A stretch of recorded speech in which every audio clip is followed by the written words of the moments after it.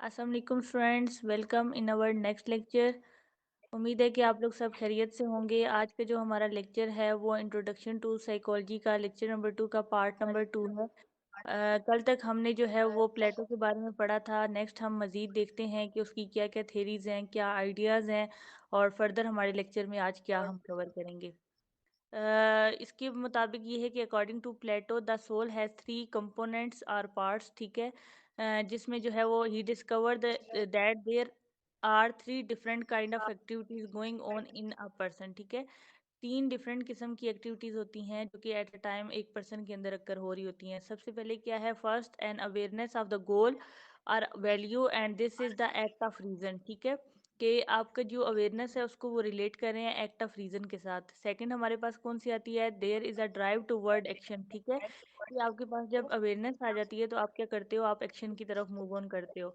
इसके बाद जो लास्ट वन है वो ये है कि the desire for the thing of body the appetite, ठीक है। मतलब कि आपकी बेसिक नीड्स वगैरह आ जाती हैं कि आप उनको मीटअप करने के लिए, या फिर आपकी कौन कौन से डिज़ायर्स हैं जो कि एक्टिवेट हो रही होती हैं। नेक्स्ट हम देखते हैं कि हमारे पास क्या है, इसमें ये बताया हुआ है कि अच्छा स्टूडेंट्स, नेक्स्ट हम पढ़ते हैं अरिस्टोटल के बारे में। तो he was not only a philosopher in the modern sense but he was a man of universe learning, ठीक है। यूनिवर्सल लर्निंग के मैं मतलब के तौर पे इसको जाना जाता है। आप इसको एमसीक्यूज के लिहाज से देख लीजिएगा। मजीद अगर हम देखें ना इस कंसेप्ट के अंदर, तो हमारे पास इंडक्टिव और डिडक्टिव रीजनिंग आ रही है, ठीक है। ये दोनों अलग कंसेप्ट हैं और इनकी अलग से मजीद डेफिनेशन है जिनको हम डिफ्रेंशिएट भी करेंगे। यहाँ पे एक्सप्लेन नहीं है तो हम इसको फिलहाल नहीं करते, बाद में मैं आप लोगों को एक्सप्लेन कर दूंगी। फिलहाल जो हमें चीज़ें शो हो रही हैं हम उन्हीं को कवर करने की कोशिश करते हैं। इसके अंदर देखें मजीद ये है कि the theory that idea are generated in consciousness based on four principle, ठीक है। हमारे पास जो है वो फोर प्रिंसिपल हैं। सबसे पहले जो है वो हमारे पास है कॉन्टिग्यूटी, इसके बाद है सिमिलैरिटी, फिर है कंट्रास्ट, और लास्ट वन क्या है, सक्सेशन, ठीक है। अब हम सुकरात की तरफ आ जाते हैं कि उन्होंने क्या कहा और उनकी क्या कंट्रीब्यूशन है। He believe in the care of the soul to be man most important task, ठीक है। For him soul was the essential man, मतलब कि उस सोल पे ज़्यादा फोकस किया था। For him, soul was not only faculty, nor was it any special kind of substance, but rather the capacity for intelligence and character, ठीक है। It was man conscious personality, उसने इस चीज़ को जो है वो कॉन्शियसनेस के साथ और उसकी पर्सनैलिटी को, इन चीज़ तमाम चीज़ों को कलेक्टिवली देखा और उसके बारे में बात की। नेक्स्ट अगर हम देखें तो उसमें ये आ रहा है हमारे पास कि एल्सीमियन हम देखते हैं कि उन्होंने क्या कहा था। तो उसने जो है सबसे पहले जो काम किया था वो उसने डाइसेक्शन की थी। He was interested in philosophy and directed his attention to understanding perception, ठीक है। उसने परसेप्शन पे काम किया था। अब परसेप्शन क्या होती है, परसेप्शन होती है कि हम किसी भी चीज़ को किस तरह से परसीव करते हैं। कोई भी इंफॉर्मेशन हमारे पास आती है, हम उसको पॉजिटिवली परसीव करते हैं या नेगेटिवली परसीव करते हैं।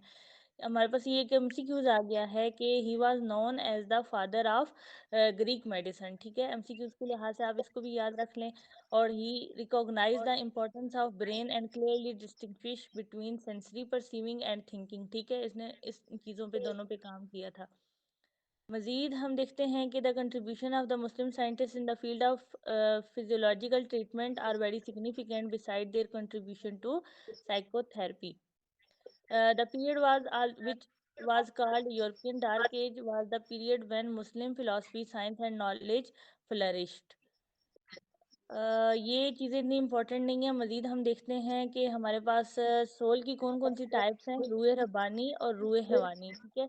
इनके बारे में क्या लिखा हुआ है कि रूह रब्बानी जो है the part of the soul that make it possible for man to make a connection with God, ठीक है। एक ऐसा सोल का हिस्सा या एक सोल की एक ऐसी किस्म जो कि कनेक्ट करती है एक इंसान को खुदा ताला की ज़ात से, ठीक है। और इसी तरह से रूह हैवानी को अगर हम देखें तो इसमें ये है कि मैन पोजेसेस नफ्स आर द सोल, ठीक है। कि इंसान का एक अपना एक नफ्स है और it is the force with the help of which man fulfil all his desire, मतलब कि उसकी जो भी इनर डिज़ायर हैं या उसकी जो भी इंस्टिंक्ट हैं वो उसके पीछे जो है वो हमारी एक फोर्स है जिसको हम कैटेगराइज कर रहे होते हैं या रूह हैवानी के कैटेगराइजेशन में देखते हैं, और हम कहते हैं कि ये हमारा नफ्स है जो कि हमें अर्ज दे रहा है और हम हमारी ये विश जो है वो एक्टिवेट हो रही है। लेवल ऑफ नफ्स देखें तो हमारे पास तीन है, ठीक है, नफ्स मुतमहिन्ना, नफ्से लवामा और नफ्से नातिका, बी इसको कहते हैं, और थर्ड वन जो है वो है नफ्से अमारा।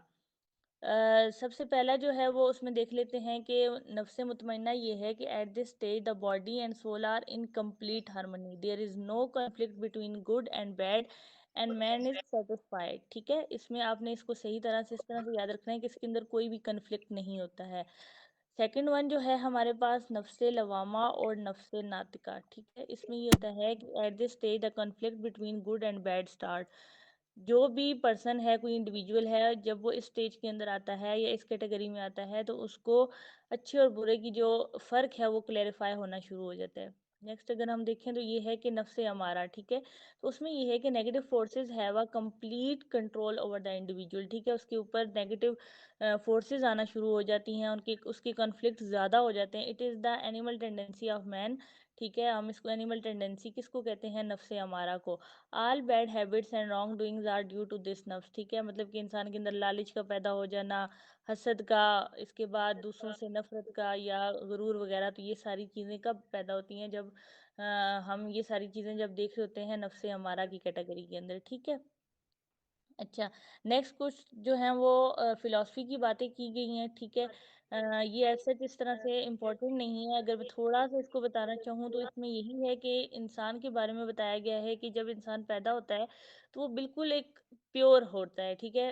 अ child is born pure, he has both the positive and negative forces, but they are not at conflict at that time and are in complete harmony, ठीक है। जब इंसान पैदा होता है तो उसके अंदर जो है वो कोई भी, मतलब आप ये नहीं कह सकते कि उसके अंदर पॉजिटिविटी ज़्यादा है या फिर नेगेटिविटी ज़्यादा है, वो बस एक प्योर बोर्न होता है, ठीक है। नेक्स्ट अगर हम देखें मुस्लिम फिलोसफर्स की कंट्रीब्यूशन क्या है, तो वो हमारे पास काफ़ी सारे नाम आ जाते हैं, जिनमें सबसे पहला जो नाम है वो है इमाम राजी का। उन्होंने क्या क्या कंट्रीब्यूट किया, किस तरह से काम किया, वो ये है कि a person maintain sentimental attachment with the physical material object and when he has to part away from the object he become frustrated. उसने ये कहा कि जब भी कोई पर्सन जो है वो किसी भी फिजिकल चीज़ें, जैसे कि कुछ लोग होते हैं जो कि बहुत मटेरियलिस्टिक होते हैं, ठीक है, उनकी डिज़ायर्स ये होती हैं कि चीज़ों के अबाउट वो बहुत ज़्यादा पोजेसिव होते हैं या मटेरियलिस्टिक होते हैं, या उनके अंदर वो इस चीज़ की अर्ज होती है कि किसी न किसी तरह से मटेरियलिस्टिक होना है और चीज़ों को ओन करना है, ठीक है, तो ये उस चीज़ के बारे में बात करें। He keeps on increasing his attachment with these things until it become more important than necessary, ठीक है। और मज़ीद इसके अंदर कोई ऐसा इम्पोर्टेंट पॉइंट नहीं है जिसको हम कहें कि इतना वो है। मज़ीद आप इसमें ये देख सकते हैं कि फिलोसफर और पोइट के अकॉर्डिंग यहाँ पे लिखा हुआ है according to him man is composed of two element, ठीक है, ये आप थोड़ा सा देख लें कि इसमें बॉडी और सोल इन दोनों की बात हो रही है। इसके बाद किसका नाम है, इसके बाद इब्ने मस्काविया का नाम है, और उन्होंने क्या कहा था कि man is composed of both body and soul, ठीक है, इसमें फिर रूह की, सोल की बात आ जाती है, उन्होंने इस पे इम्पोर्टेंस किया। और इब्ने सीना का अगर हम देखें तो उन्होंने किस चीज़ पे कहा था कि उनके थोड़ा सा बताया गया है कि क्या थे, वो फिजिशियन थे, साइंटिस्ट थे, फिलोसफर थे, जो कि हमें पहले ही पता है, ठीक है। He said when man is away from God loves, जब भी इंसान जो है वो अल्लाह पाक की मोहब्बत से थोड़ा सा मतलब कि अवे हो जाता है, he is also away from the man loves, तो उसको मतलब कि इंसानियत से भी वो दूर हो जाता है। तो जैसे जैसे वो इंसानियत की खिदमत करता है या इंसानियत के साथ जुड़ा रहता है, तो इसका मतलब है कि वो खुदा ताला की ज़ात के साथ भी जुड़ा रहता है, ठीक है। और नेक्स्ट क्या है हमारे पास, नेक्स्ट ये आपकी कुछ डायग्राम्स बनी हुई हैं, जिसमें जो है वो न्यूरेटिव माइंड है, द पावर ऑफ रिप्रोडक्शन है, और इस तरह से इसको मज़ीद एक्सप्लेन किया हुआ है, ह्यूमन माइंड की कैटेगरीज बनाई हुई हैं। हम इसको मज़ीद आगे देखते हैं, इमाम गज़ाली का जो है उन्होंने किस तरह से सेल्फ को कल्ब का नाम दिया, ठीक है, द असेंस ऑफ मैन, उन्होंने मतलब कि देखिए ये सारी जितने भी कंसेप्ट्स हैं ना, ये स्टेप बाय स्टेप आ रहे हैं, जैसे हमने माइंड को देखा, रूह को देखा, नाम डिफरेंट डिफरेंट भी उन्होंने यूज़ किए हैं, ठीक है। तो अब यहाँ पे इन्होंने कल्ब का जिक्र किया हुआ है, फिर उसको सेल्फ के साथ रिलेट कर रहे हैं, self is the centre of personality from which all the psychological phenomenas originate, ठीक है। वो कह रहे हैं कि सेल्फ क्या है, हमारे पास एक सेंटर ऑफ पर्सनैलिटी है, जिसके ज़रिए क्या होता है कि जितने भी साइकोलॉजिकल फिनोमेनाज होते हैं वो यहाँ से क्रिएट होते हैं। अच्छा, मज़ीद उन्होंने यहाँ पे क्या बताया हुआ है, according to him there are 6 power of self, ठीक है, एंगर है, इम्पल्स है, एप्रीहेंशंस है, इंटेलेक्ट है, एप्टाइट है और विल है। ठीक है, ये तमाम 6 एलिमेंट्स हैं जिनको हम एक सेल्फ के अंदर देख सकते हैं। और इसके बाद इब्ने अराबी उन्होंने क्या कहा था, अच्छा उन्होंने जो कंसेप्ट दिया था वो वहदतल वजूद के दिया था, which means that man is the part of God himself. ठीक है, कि इंसान अल्लाह पाक की ज़ात का ही एक हिस्सा है। और ये डिफरेंट किस्म की फ़िलासफ़ीज़ हैं जो कि बहुत पुराने अरसे से चलती हुई आ रही हैं। ठीक है, कुछ कॉन्फ्लिक्ट्स भी हैं इनके अंदर जो कि फ़िलासफ़ी से रिलेट करते हैं, तो हम इतनी कम्प्लेक्सिटी में नहीं जाएंगे। ठीक है, हम बस सिंपल सिंपल जो चीज़ें हैं उन्हें उन्हें ही देखेंगे। जैसे कि अब मैं अगर मज़ीद देखूँ तो ये अब नेक्स्ट बता रहे हैं वादतल शहूद के बारे में। ठीक है, जिसमें वो क्या कहते हैं कि जो इंसान है वो क्या है, अल्लाह पाक की ज़ात का रिफ्लेक्शन है। ठीक है, तो अब कॉन्फ्लिक्ट ये है कि either it is the part of God और रिफ्लेक्शन ऑफ गॉड। ठीक है, तो ये एक कॉन्फ्लिक्ट चल रहा है जिसमें हमने नहीं पढ़ना, हमने बस ये देख लेना है कि इनका मीन क्या है। ठीक है, आप मीन याद रख लें ताकि आपको जो है वो एमसीक्यूज़ के लिहाज से अगर आ जाता है तो आप उसको क्लेरिफाई कर सकें। नेक्स्ट हम देख लेते हैं कि यही इन्हीं की बात हो रही है, अरिस्टोटल और प्लाटो वगैरह की, और तो सच इसके अंदर कुछ खास नहीं है। जॉन लॉक का हम देख लेते हैं। His major contribution to psychology was an essay concerning human understanding which appeared in 1690 and was the culmination of some 20 years of study and thought. It was elder considered as the formal beginning of English। ठीक है, इनका वो एक theory थी, concept था जिसमें ये था कि इंसान जब पैदा होता है तो वो it's like a blank sheet. ठीक है, कि मतलब कि तबूला रासा का आपने कंसेप्ट पढ़ा होगा, अगर यहाँ पे आ रहा है, हाँ जी ये यहाँ पे मौजूद है।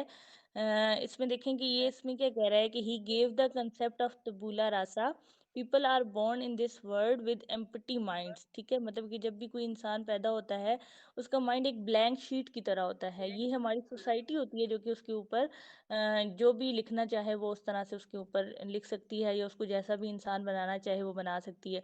अच्छा, नेक्स्ट स्कूल ऑफ थॉट्स हैं। ठीक है, आई गेस मैंने पहले लेक्चर में भी इनको कवर किया था, अभी जल्दी से इनको समराइज कर लेते हैं। स्ट्रक्चरलिज्म की जब हम बात करते हैं ना, तो स्ट्रक्चरलिज्म क्या है कि simply it is the study of structure. ठीक है, अगर आप माइंड की देख रहे हो तो ये माइंड के स्ट्रक्चर की। ठीक है, वो लोग जिन्होंने इसके स्ट्रक्चर पे काम किया।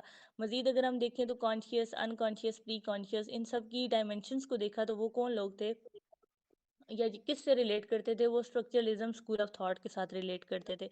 इसी तरह से अगर हम फंक्शनलिज्म को देखें तो फंक्शनलिज्म क्या है, फंक्शनलिज्म ये है कि मतलब कि वो स्कूल ऑफ थॉट साइकोलॉजी का जो कि रिलेट करता है फंक्शनैलिटी से।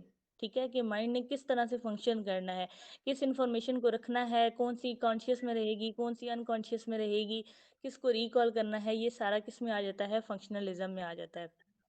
मज़ीद हमारा जो है वो गेस्टाल्ट साइकोलॉजी है। ठीक है, अब देखें गेस्टाल्ट साइकोलॉजी का क्या है concept, an approach that focus on the organisation of perception and thinking in a whole sense rather than on the individual element of perception. ठीक है, मीन्स कि गेस्टाल्ट साइकोलॉजी वाले जितने भी मतलब कि कंसेप्ट हैं, या जो लोग भी इस स्कूल ऑफ थॉट के साथ आते हैं, उनका कंसेप्ट ये है कि चीज़ों को एज अ होल देखें। ठीक है, इंस्टेड ऑफ कि आप हर एक एलिमेंट को अलग अलग करके देखें, आप किसी भी फिनोमेना, किसी भी इशू को एज अ होल देखें। ठीक है, और नेक्स्ट हमारे पास क्या है, प्रेविलेंट मॉडल है। प्रेविलेंट मॉडल के अंदर यहाँ पे ये साइकोलॉजी से रिलेट नहीं करता। ठीक है, जितनी भी चीज़ें हैं, जैसे अब मोस्टली अगर हम देखें तो हमारे पास कौन कौन से आ जाते हैं, स्ट्रक्चरलिज्म आता है, फंक्शनलिज्म आता है, गेस्टाल्ट आता है, इसके बाद हमारे पास बिहेवियरिज्म आ जाता है, कोग्निटिव आ जाता है। तो ये 5 बेसिक हैं। ठीक है, मज़ीद ये जो इन्फॉर्मेशन लिखी हुई है ये इन्फॉर्मेटिव है, लेकिन आप स्कूल ऑफ थॉट के लिहाज से इन्हीं 5 को या फर्दर जो 2 और हैं, आई गेस 7 है, आप उनको देख लीजिएगा। तो बायोलॉजिकल मॉडल आपको पता है, जिसमें हम बायोलॉजिकल चीज़ों को देखते हैं, बायोलॉजिकल फंक्शनिंग को देखते हैं, जीन्स को, न्यूरोट्रांसमीटर को, ग्लैंड्स को देखते हैं, तो वो हमारा बायोलॉजिकल मॉडल में आ जाएगा। साइकोडायनेमिक मॉडल क्या है, साइकोडायनेमिक मॉडल किस चीज़ को डील करता है, अनकॉन्शियस को डील करता है, ठीक है। सिगमंड फ्राइड ने इस पे बहुत ज़्यादा काम किया है। अब कॉग्निटिव मॉडल क्या है? कॉग्निटिव जो वर्ड है ये यूज़ किया जाता है साइकोलॉजी में, और सिंपली अगर हम इसको देखें तो ये क्या है? थिंकिंग पैटर्न हम कहते हैं, या परसेप्शन वगैरह, ठीक है। थॉट्स के रिलेटेड जितनी भी चीज़ें होंगी, जो भी फिनोमेनाज होंगे, वो हम किस में डील करेंगे? कॉग्निटिव मॉडल के अंदर। अच्छा, नेक्स्ट आ जाता है बिहेवियर मॉडल, ठीक है। बिहेवियरल मॉडल ये है कि हमने रवैयों को देखना है कि किस तरह से बिहेवियर्स डेवलप होते हैं, हम उनको कैसे लर्न करते हैं, लर्निंग कैसे होती है, हम उनको किस तरह से किसी भी बिहेवियर को बूस्ट कर सकते हैं, किसी भी बिहेवियर को जो है वो मॉडिफाई कर सकते हैं, अल्टर कर सकते हैं। तो ये सारी चीज़ें बिहेवियर के मॉडल ऑफ या स्कूल ऑफ थॉट के अंदर आ रही होती हैं। ह्यूमनिस्टिक जो है इसके अंदर कार्ल रॉजर्स ने बहुत ज़्यादा काम किया हुआ है, ठीक है। और the psychological model that suggest that people are in control of their lives, means कि इसमें ये कहा जाता है कि लोग अपनी ज़िंदगियों के ज़िम्मेदार खुद होते हैं, ठीक है। आप अभी किसी भी स्टेज पे हो तो ह्यूमनिस्टिक मॉडल ये कहते हैं कि only you are responsible of your own results, ठीक है। तो उसमें फिर यही है कि अब मज़ीद अगर हम देखें तो ह्यूमनिस्टिक में कार्ल रॉजर्स ने काम किया, और उसने ये कहा कि उसने जो थेरेपीज़ यूज़ की थी वो भी उसने क्लाइंट सेंटर्ड की थी, कि मतलब कि अगर कोई इशू या कोई पर्सन हमारे पास आता है और वो अपने मसले को एक्सप्लेन करते हैं, तो हम उसी के पैटर्न से उसको ट्रीट करने की कोशिश करें। तो ये काफ़ी सक्सेसफुल रही थी, और ह्यूमनिस्टिक मॉडल को बहुत ज़्यादा अप्रिशिएट किया गया था, और इस पे बहुत काम किया गया था। और ये जो है वो बहुत फेमस भी रहा है, क्योंकि इसके अंदर जो इसका वे ऑफ ट्रीटमेंट था, या इसके अंदर जो चीज़ें थी वो बहुत ज़्यादा इस तरह की थी, एडवांस थी, और उनके रिजल्ट्स बहुत अच्छे थे, ठीक है। और इसके अंदर डिफरेंट साइकोलॉजिस्ट का नाम आ जाता है, जो कि हमारे पास जिन्होंने इस पे काम किया और लोगों के जितने भी इश्यूज थे उनको ह्यूमनिस्टिक वे में डील किया। तो ये था हमारा आज का लेक्चर। उम्मीद है कि आपको समझ आ गई होगी। हमारा सेकंड लेक्चर का पार्ट 2 कंप्लीट हो चुका है। आपको कोई भी क्वेश्चन है तो आप कमेंट सेक्शन में मुझसे पूछ सकते हैं। मिलते हैं नेक्स्ट लेक्चर में। अल्लाह हाफिज़।